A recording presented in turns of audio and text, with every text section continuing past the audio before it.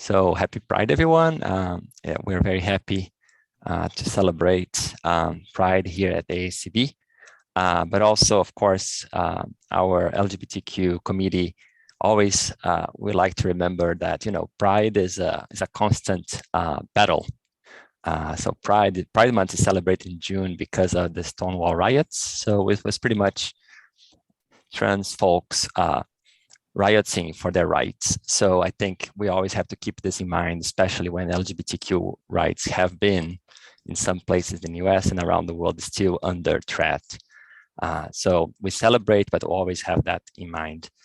And it is our pleasure, our committee pleasure, to invite Claire Thomas to talk to us. Claire is from the UK. She got her PhD from the University of Edinburgh, and she was working with Neurospora, which is a fungi. And then she moved to the US for postdocs, and then she started to feel in love with Drosophila and started different studies with Drosophila. And then now she's an associate professor at Penn State of biology, biochemistry, and molecular biology. At the same time that she has this fantastic academic career, she started to do a series of diversity, equity, inclusion work. And it is very good, very interesting. That is a lot of them inside her own university. So she did multiple activities at Penn State University regarding diversity, equity, and inclusion, also in her county and also in her town. So it is academia getting out of academia. And also she's the founder of the 100 Sign Initiative, which is an initiative that do advocacy for universal acceptance of LGBTQ plus folks. So she's going to talk to us about all of her experiences on that arena. So Claire, thank you so much for accepting our invitation. Oh, you're very welcome. Thanks for the invitation to talk. So I'm going to divide my what I'm going to say into a couple of halves. So I'm going to talk a little bit about the transgender experience and my personal story in the first half. And this is sort of inextricably linked to the sort of advocacy and activism that Bruno has just described in his introduction. And so I'll tell you a little bit about that there. And one of those I'm hoping is something that if you're working in academia somewhere and you're in a position to copy it, that it's something that's pretty simple to do, and maybe you could also kind of pick that up wherever you happen to be. So I'm going to start by sharing my screen. So if you'll bear with me while I get my PowerPoint organized. So I'm going to share this and hopefully go to an actual run. Okay, so I think that's working. Does that look good, Bruno? Yeah, you can just put on presentation mode, and then we have the screen full. Okay. If you can, yeah. Yeah.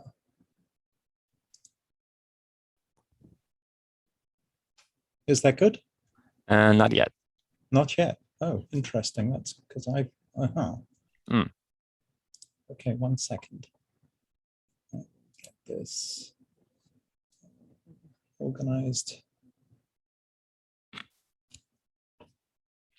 Like on the lower right, let that little slide button. Maybe that's the one that would do the trick. I'm seeing the same thing on both screens. So let me stop the share and try again here. Apologies to everybody. Let's see. So,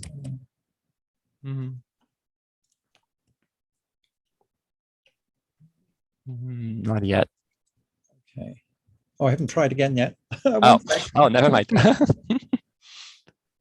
Okay.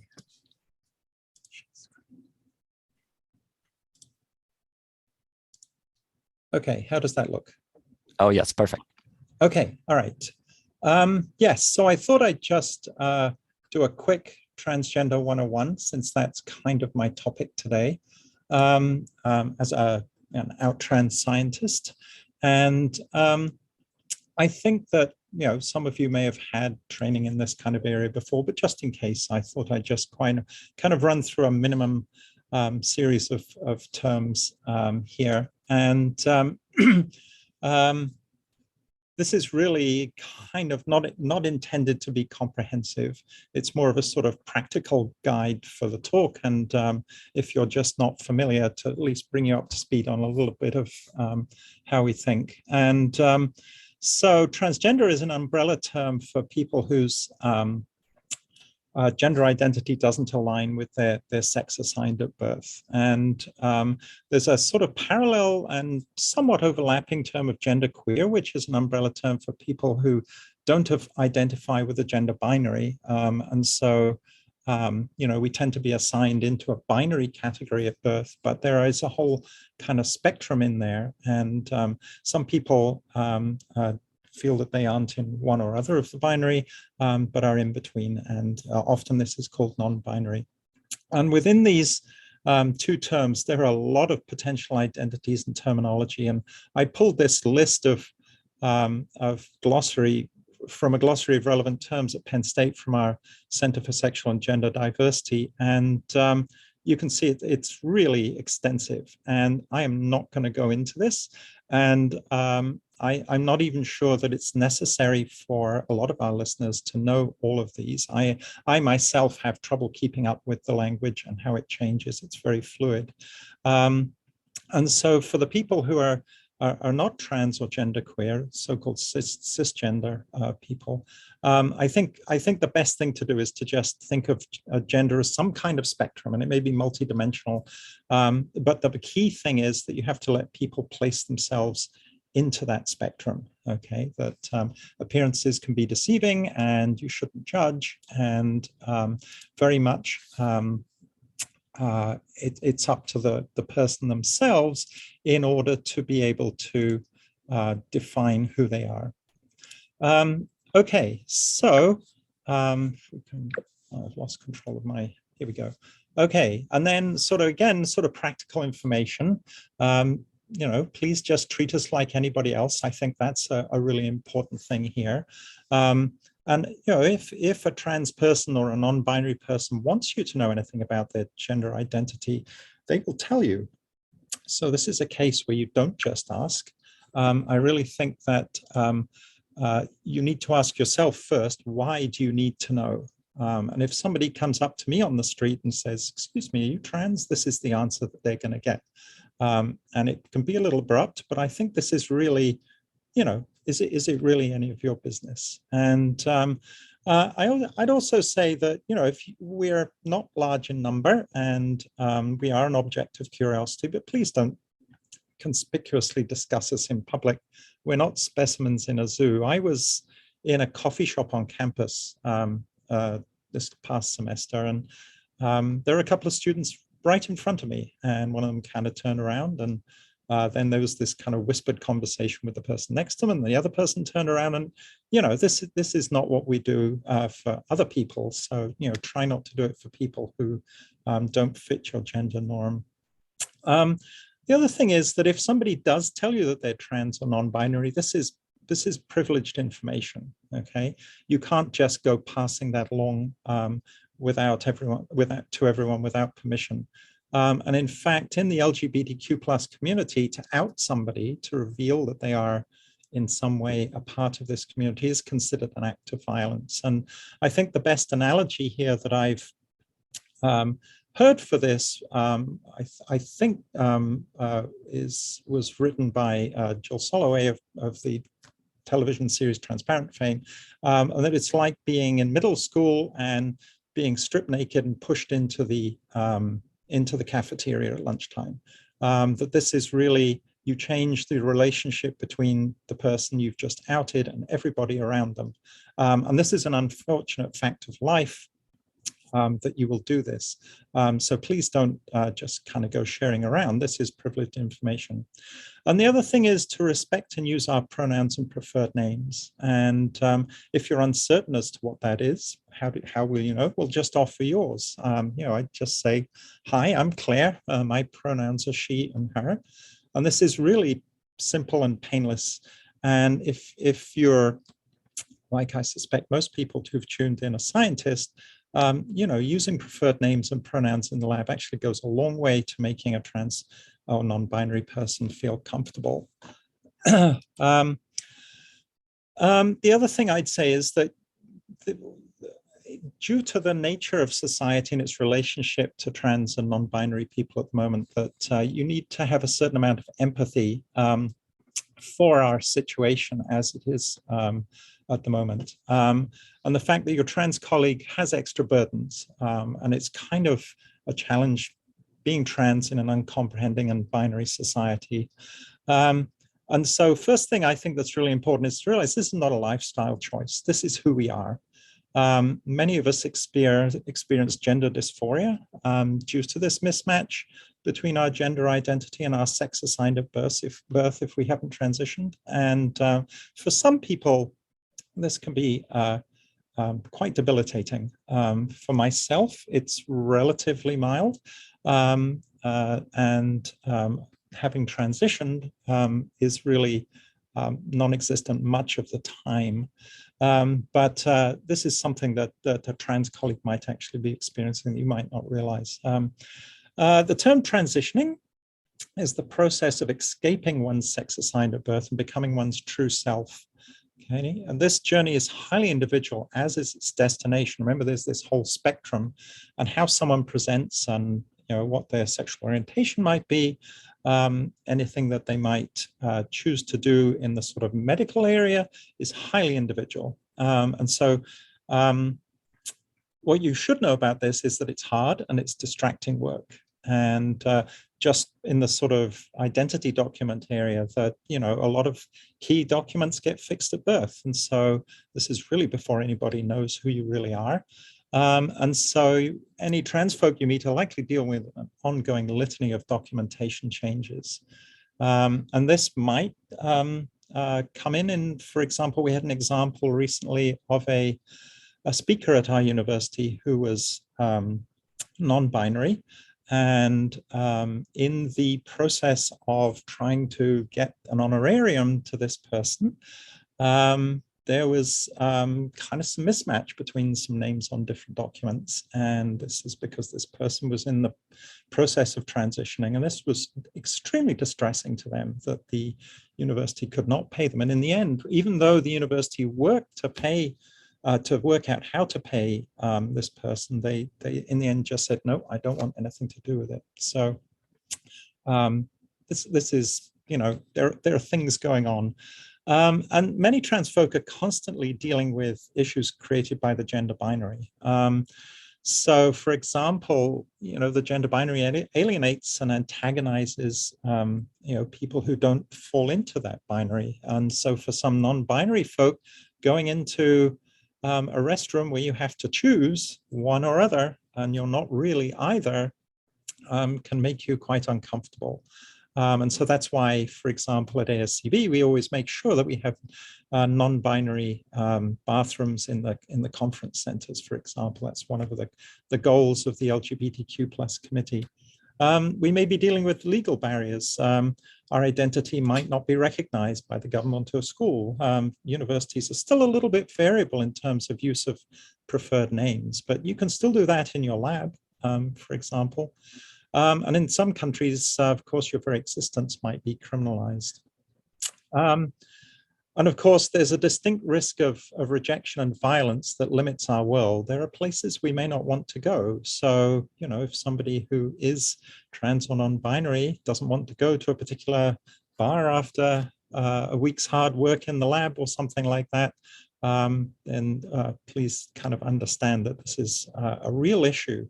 And the ongoing slaughter of particularly Black trans women in this country and around the world is a serious problem that hangs over all of us, I think. Okay, so that's just some sort of quick thoughts in terms of the sort of nature of trans and a little bit about the language and thinking here. And if you're not trans, if you're part of the cisgender population, I'd call on you to be an ally. If you've come to this webinar and you have some interest in supporting trans scientists, non-binary scientists. There are many guides out there which you can use to be actively supportive of somebody in your lab or a colleague in your department, or just if you want to get involved. And I'll put this up again at the end, but this is 3 that I found that I think are quite useful. One from the National Center for Transgender Equality, one from the Trevor Project, which is really focused on youth, and then one from an organization called Out for Health. And so you can take a screenshot or something and follow these QR codes if you want. Okay, so why am I here to talk to you today? So I think partly it's educational, but also partly I want to tell you my story as part of that education. And I think that, for me, going from this picture on the left where I was about 10, this is my little sister beside me, to where I am today. This was a wedding I was at just a couple of weeks ago. This really should not take 5 decades, okay? We need to be able to work out who we are early on in life and be able to follow that identity for the rest of our lives and not have to hide it. And so I think, part of my motivation here is to generate some understanding, because as I, from in part an accident of history and the timing of my youth and then growing up, neither I nor those around me had the language to sort of help me understand who I was and then to transition until really quite late in life. And then the other thing is that I don't think I quite appreciated until I really was able to understand who I was, how important representation is. And so I'm here as a representation, as an out trans scientist, for those who might be watching who see that, as they say, it does get better. And that transition is an option that is really good, at least for me personally. So with that, I think I'm gonna pause my presentation, and let's see. So I don't want that. That's just my notes. Let's see. How do I stop the share here? I have lost my upper. There we go. Okay, stop the share. Okay, so at this point, I was just gonna talk a little bit, I think one of the things that's really key about understanding trans people, and this was certainly true for myself, is that my earliest memories of having some kind of deviation from the normal gender binary, or my sex assigned at birth, I should say, goes all the way back to a few years, even before that photograph that I showed you of me as a kid, and probably somewhere in the range of 6, 7, or 8. It's a little hazy at this point. I'm getting on in years. It's a memory of me finding somebody's, it was a neighbor's sister's tutu, and I was just running around in this, happy as a clam, and got into some kind of trouble over this. This was not done. So, one really has the persistent pull of self, I think is what I'd like to call it, that whatever society is trying to do to try and contain you into what your sex assigned at birth was, if you're trans or non-binary, you're going to find that this is you're always leaking out your true self. It can't be fully contained, and this causes a lot of stress over the years. And the trick that I found was to try and do things in that alleviated that pressure, but allowed me to do this kind of in plain sight, without people noticing. And that, when guys started growing their hair out, that was something that was I was able to do, and stuff like that. And I think the other thing that was rather unfortunate, at least for me, during this period, was that the fear, because of societal pressures, the fear of coming out or being discovered, I guess, is a very real one. And this prevented me from engaging with the LGBTQ plus community in any meaningful way, because, you know, why would I go to a pride event or a gay bar or something like that in case somebody found out, you know, who I really was, when it was clear from a very early age that this was not approved of. But fortunately, you know, eventually science and psychology and so on, and some understanding caught up with this, and gave me a label. And eventually, I could say, okay, this, you know, I've started reading all this stuff, and transgender, that really seems to match with who I am. And so after I cooked on that for a while, I started to think about transition. And I still remember the moment when I decided that, yes, I have to be me, and I need to go through the transition, however problematic that is. And it was like a lightning bolt that went through my brain. It was a physical thought when I made that decision.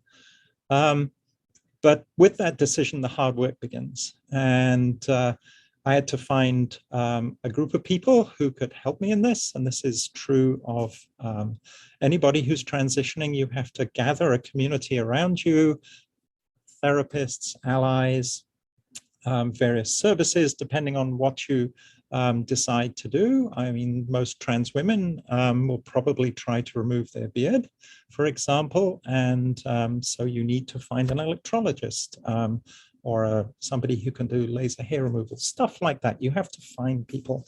And if you're in a small college town like I am, that raises distinct issues for privacy.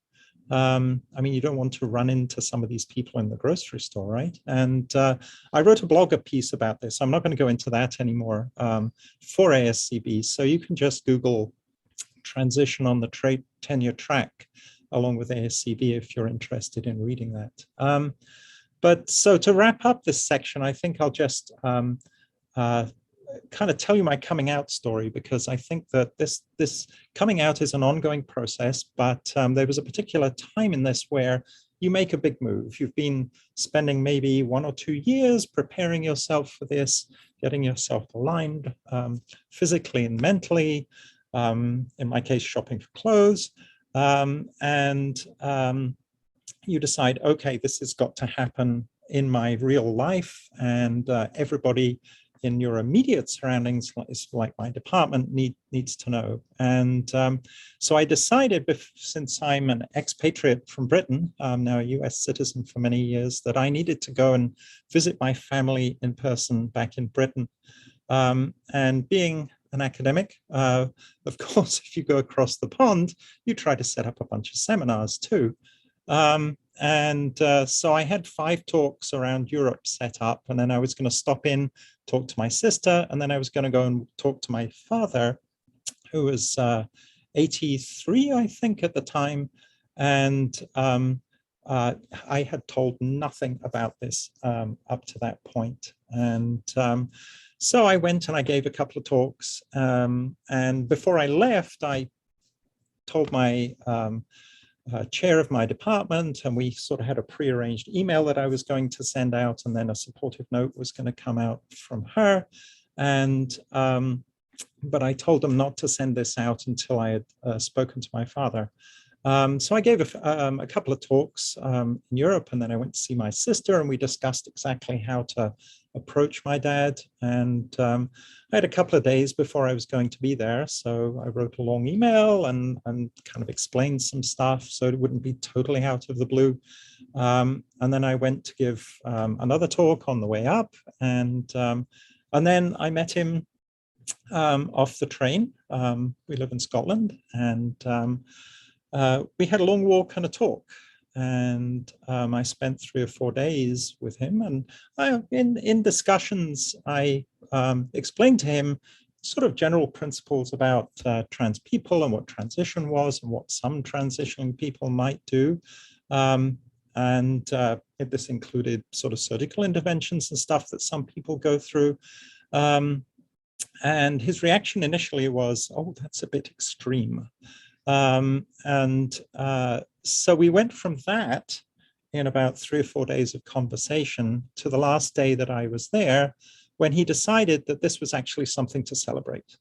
And he surprised me in one afternoon with strawberries and champagne.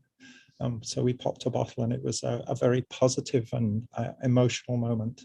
And I think that's the right attitude, that if you have somebody around you who does come out and is transitioning, this is a matter for celebration, that this is a person who is becoming their true self, and letting everybody know that. And it's a matter for celebration. And I have to say that I had a large number of, the email went out to the department, a large number of very welcoming and sharing stories of other families with LGBTQ plus connections from my colleagues. And at least where I am, I think my relationship to the rest of the department really didn't change very much. That, as with all academic departments, the people who still talk to you were the ones who previously talked to you, and those who didn't before probably still didn't know. But there was no sort of immediate backlash or anything like that within the department.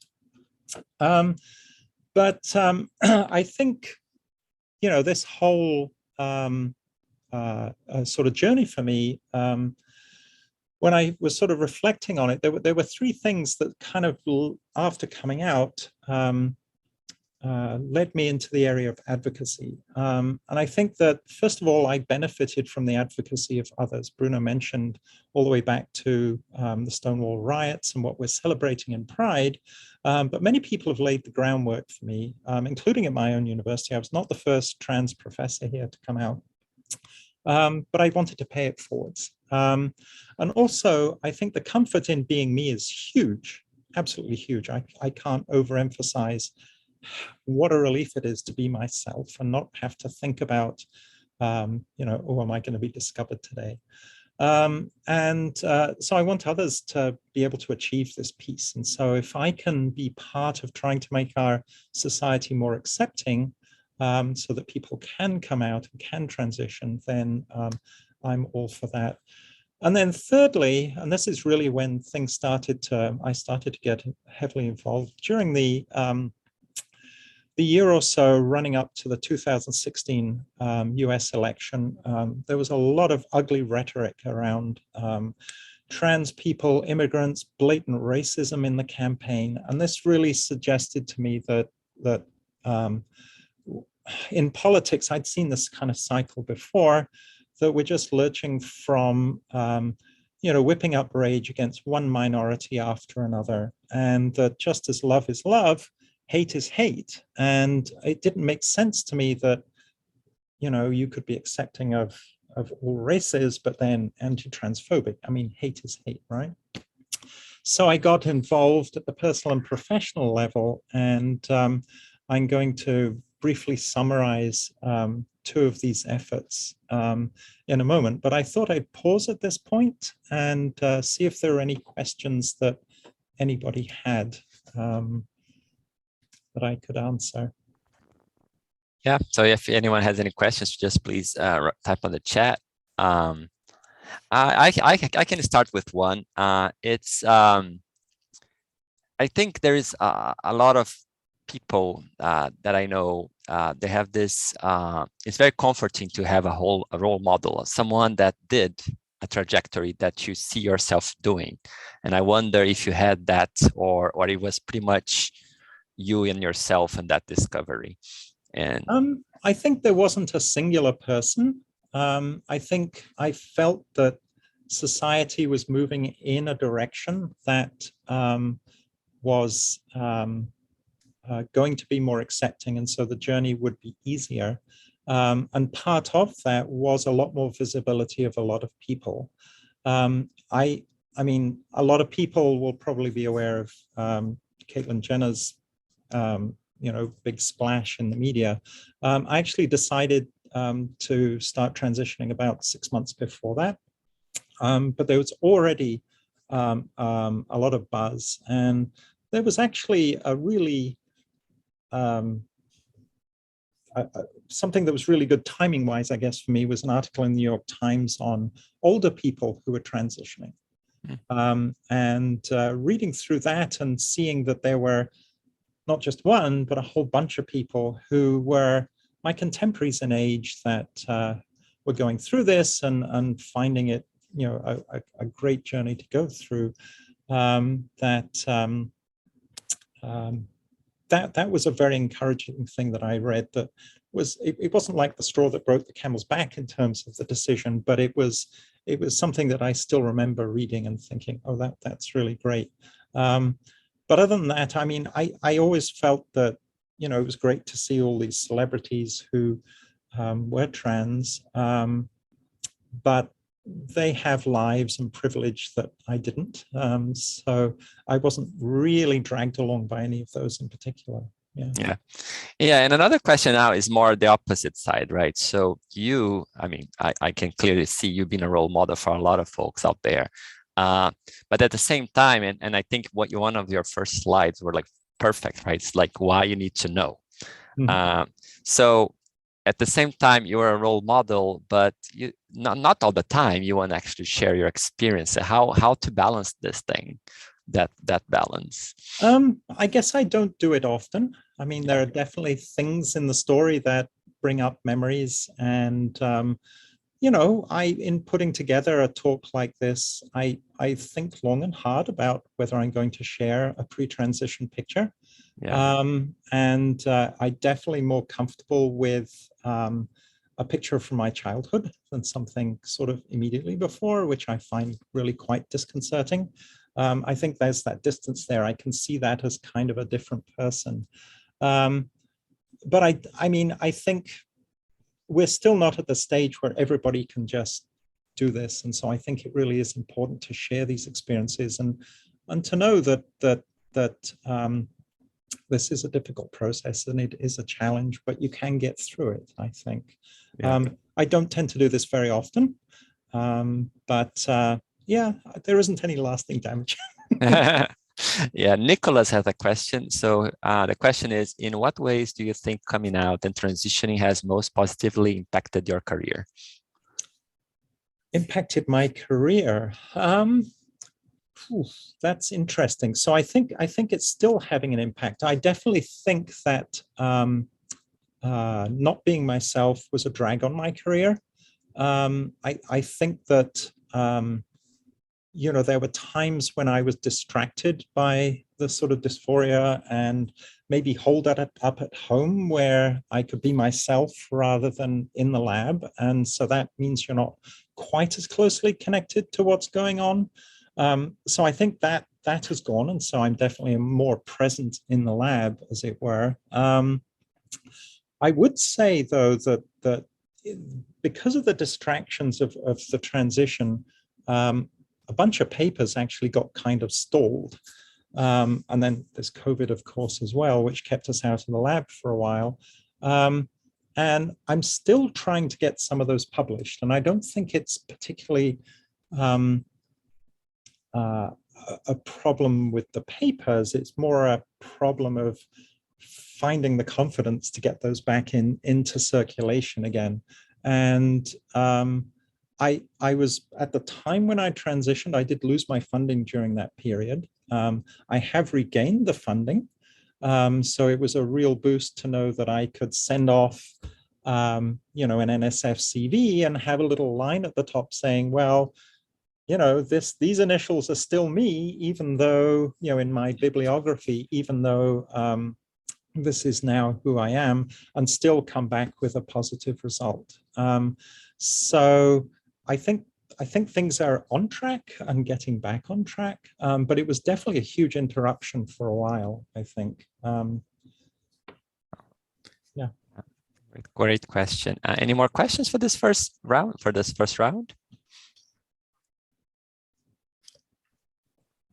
Okay. Alrighty, I don't see anything here in the chat, so I guess we keep going. Okay. Yeah. So So I just want to share two things that I've done in terms of the personal and professional advocacy that I've been up to. And so the first of these is something that I came up with as a personal project. And this is, let me just get my presentation back up here. Let's see if I can share the screen again.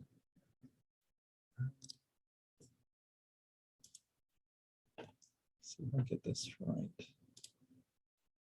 Okay, so the first of these was a personal project, and I was, this really came out of this seeing how much,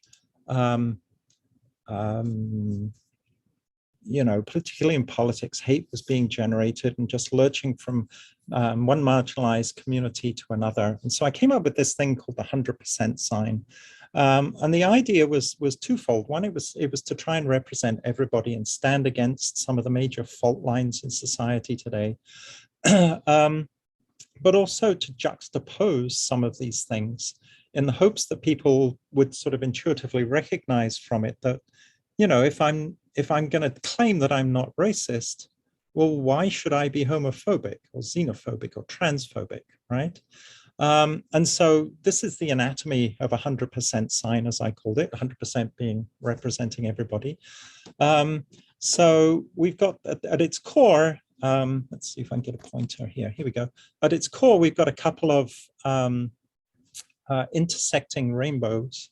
One is the rainbow flag, which I'm using here to celebrate all sexual orientations and is a rejection of homophobia. But I've included a skin color rainbow.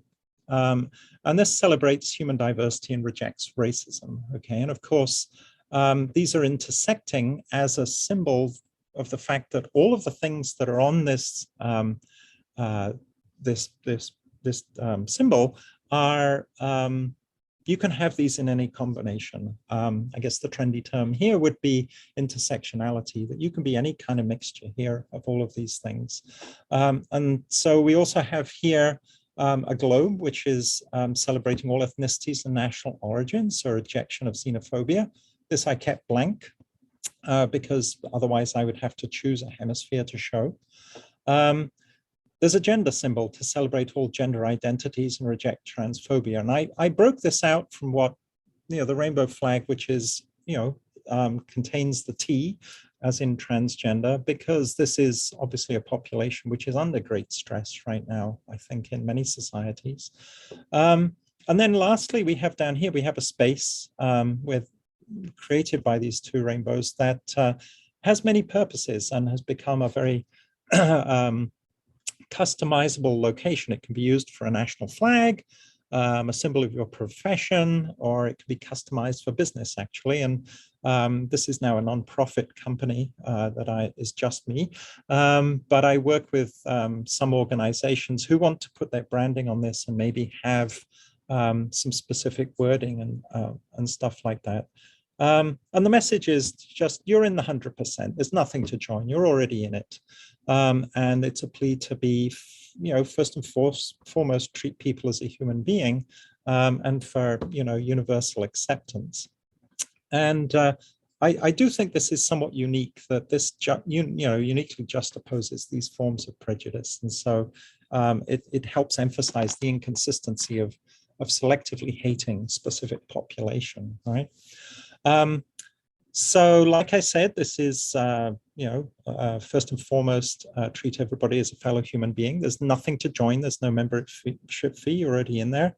It stands alongside, this is really important, this stands alongside other pressure groups and who are working towards inclusion of specific populations, something like Black Lives Matter or the Human Rights Campaign, for example. We're not trying to drown out anybody's voices. We just think that there's room for a conversation about remembering that we are all human and that we can sort of talk to one another on that level, accept one another, whoever we may be. And this is non-partisan. We're strictly non-partisan here. And I just wanted to give you a bunch of examples here of how this has kind of bloomed into all sorts of different things. So We're trying to get all the countries of the world, and flags are powerful symbols, and some people don't like them in this context, but there are countries where your very presence may be illegal if you're particularly like an LGBTQ plus person, and having your presence acknowledged in your nation state can actually be quite powerful for people. We have things to do with professions, so engineers and lawyers and schools and libraries. And these have all come out of things that people have asked me to do. We have things to do with businesses. So, for example, this one here is on many of the stores in our town where it just says, come in and buy our stuff. We'll take you whoever you are.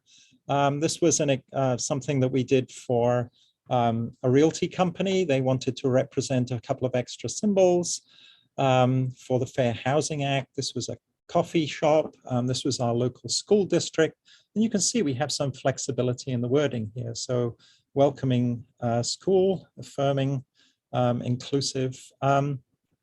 We've done stuff for churches as well and various professional organizations.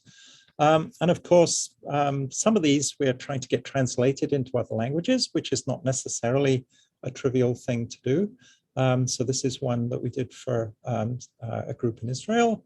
And of course, there are scientists as a profession relevant to us here. So this is a generic one for putting on your office door, your lab door, or your laptop.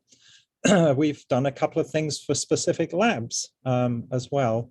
And of course, we have worked with the ASCB, and in the 2019 meeting, the last one that was in person before COVID hit, we were giving these out in the registration area as well. So these are all ways that you can kind of join in and through some kind of affiliation or something show that you're being inclusive and that you really want to approach people in this way. There are a couple of other things we've played around with on this as well.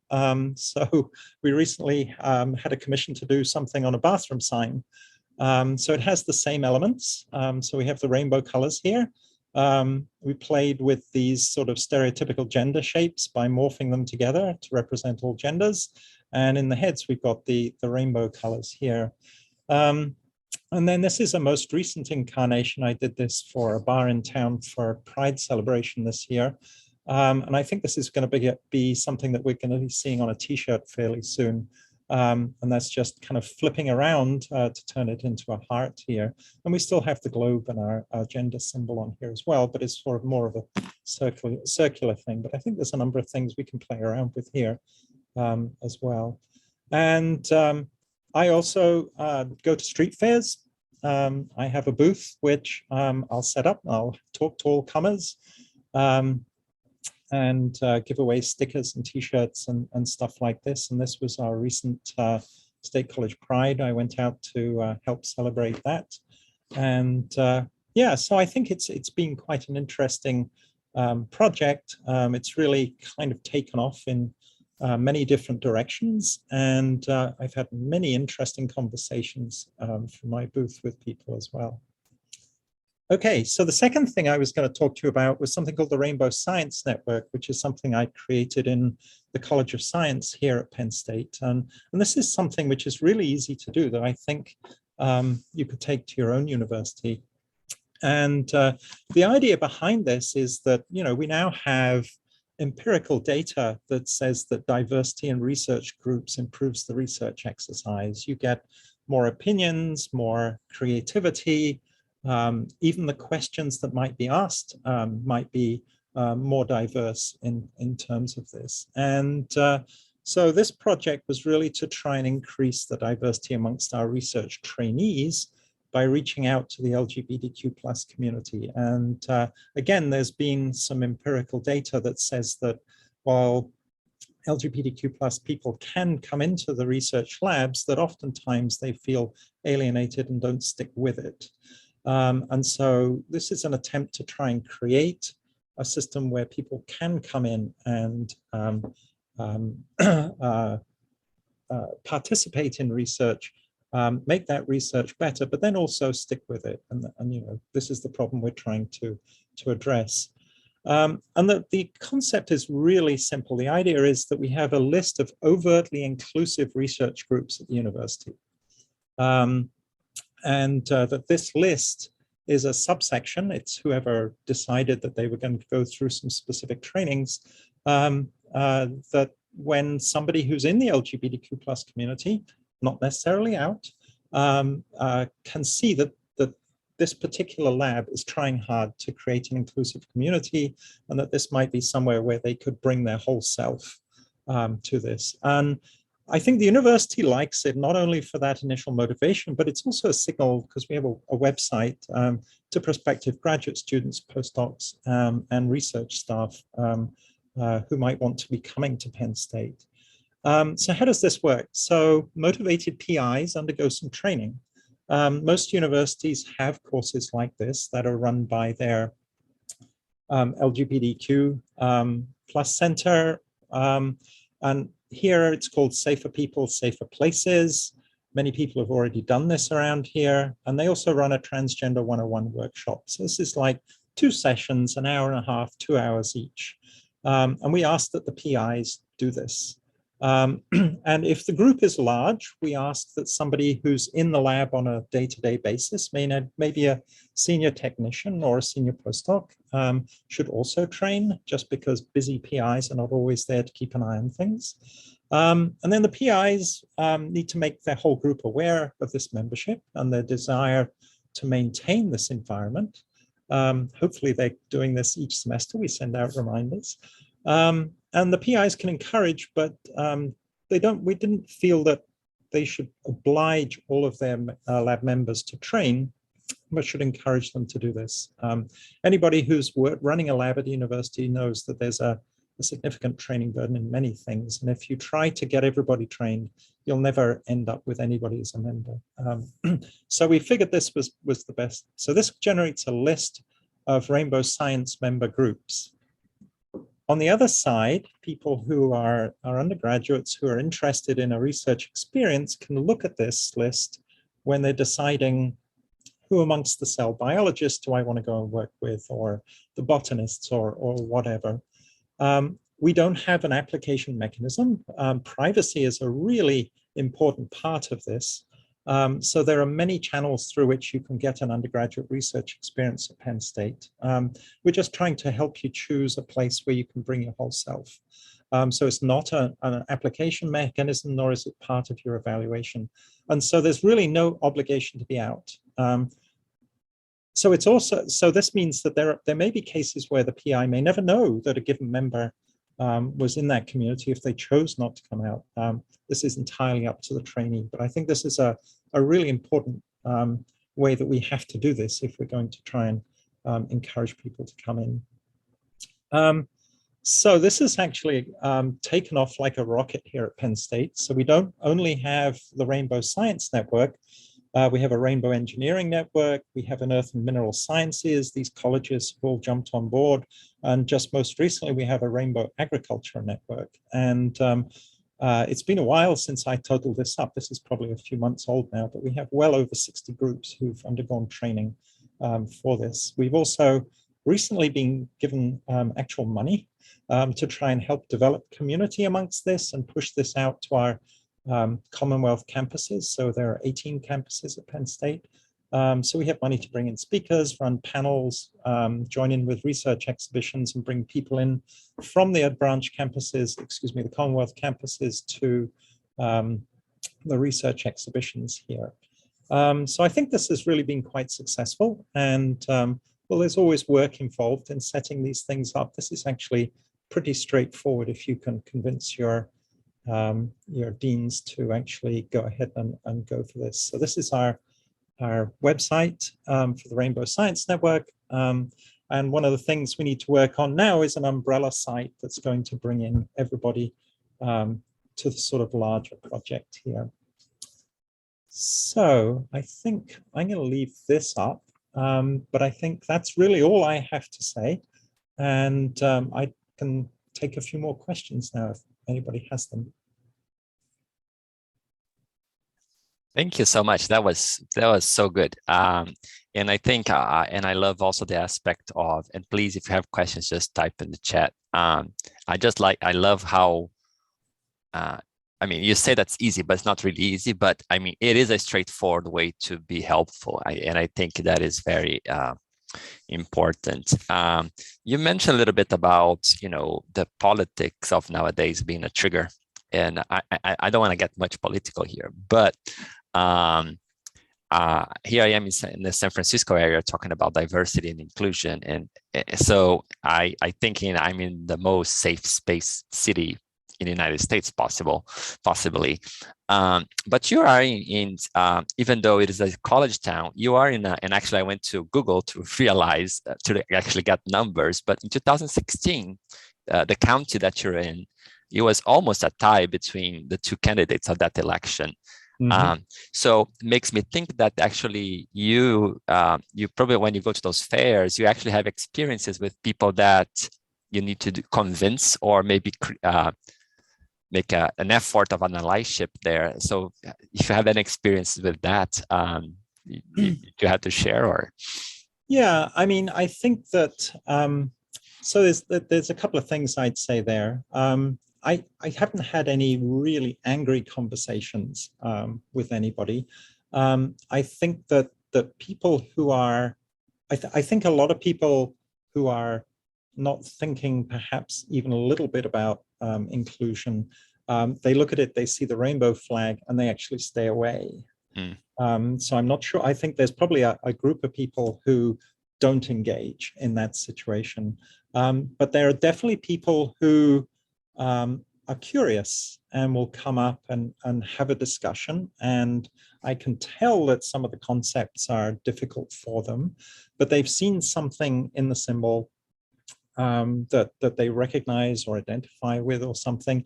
And one of the really interesting things that I've found is that there are people who will say, oh, I'm going to take this because now that I see that it represents everybody and it's got racism and all this other stuff on it, I'm going to put this on my car. But, I could never put a rainbow flag on my car in case somebody thought I was gay. So there's an interesting sort of effect here that it feels like it's reaching a little further into a population that might want to be supportive, but has some lingering, I don't want to say prejudice or bias, but difficulty in kind of engaging with this. So I think that's probably where I've seen the most interesting conversations, is with these people who see a little bit of something. This is not a rainbow flag, but I want to find out more about this. But I've definitely also had conversations. I had somebody who, so one of the photos I show was in October up in Vermont, and this older gentleman came in and he said, so I tend to sell things at cost so that I can recover printing costs and stuff. And he said, here's $100. I'm going to buy, and he bought like t-shirts for all his grandchildren and stuff like this. And he wasn't explicit about what had happened in the family, but I suspect that there was something rather tragic that had happened in this sphere, perhaps with an LGBTQ plus person who had maybe, there are tragically high rates of suicide amongst trans people who are not supported, but this was a connection that was very strong for this person and really wanted to put this message out to all his grandchildren. Yeah, interesting. Yeah, Nicholas has a question. Do you foresee RSN maybe expanding to a national network of LGBTQ plus safe labs? This could be very useful for prospective graduate students choosing where to apply or which lab to join. Yes. It's not something I've contemplated because I think that would be quite difficult. What I can say is that I'm open to helping anybody set it up at their institution. I think I would have to see how much appeal it had at other places, and that if a few people approached me and it started to look like it was taking hold at other places, that might be the time to try and see if we could set up something more national. That really would be a lot of work. So yeah, I really haven't gone there yet. I think it would be nice, obviously, to see something like that. And I do see its utility for incoming grad students, for example. Yeah, that would be wonderful. But I would also add that, nowadays there are labs that actually are having their own diversity statements on their lab websites. Mm-hmm. And those things are extremely useful also to, Yes. realize how open or not open the place that you're going. And also, I think there's any more questions. We have just 3 more minutes, but I would ask, at least for some people, moving to places, one of the reasons is because of their identity or orientation journeys. And in my case, I think it was not to San Francisco, but when I moved to the US, I think for me it was a moment like I want to zero everything and just start as the true self. Mm-hmm. Do you have that when is your crossing the pond related to that? Was a science related? Oh no, that was science related. Yeah. It was the thing to do. Come to the US for a postdoc and then go back and get a job. And the problem was I fell in love here, and so that's what I stayed. Yeah, yeah. Okay. Any more questions? Okay. Claire, thank you so much. This was great, and I think you're definitely is very important as a role model for our cell biology community, because we need to hear the stories, and thank you for sharing. And for everybody, a happy Pride, and enjoy the rest of your day. Alrighty. Thanks everybody who came. Bye bye.